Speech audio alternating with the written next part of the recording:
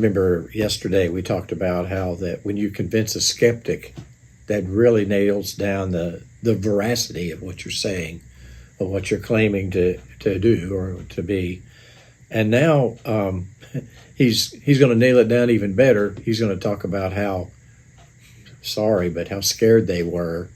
And then later in the book of Acts, how brave they were because of the reality of the indwelling Holy Spirit, the proof of his existence, the proof of a genuine conversion. So here we go. He just finished saying, oh, so now you believe? Like, golly.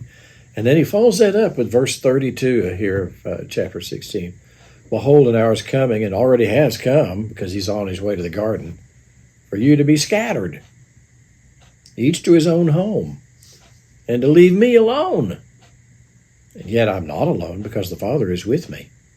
So he's telling them the hour is already here, and that night, when he says, it's me that you came after, let these go. By the way, since when are you being arrested and you tell the people arresting you what to do?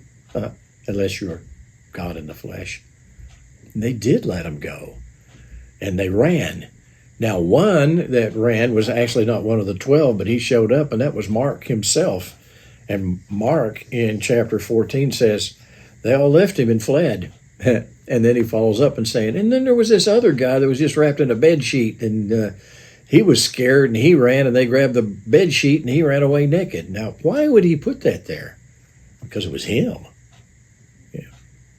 So all this scaredness, and then you have in Acts chapter 2, you have Peter speaking to the very people, some of those people were there, that arrested Jesus and had him put on the cross. And he says, this Jesus whom you crucified is Lord and Christ. Yeah. Nails it down, doesn't it? They didn't want to believe that he was really the Messiah. They really weren't sure. And then, now we really do believe. They really didn't believe that he was resurrected. And then he kept appearing to them. Acts chapter 1, verse 3, with many irrefutable proofs. Yeah. That nails it down, doesn't it?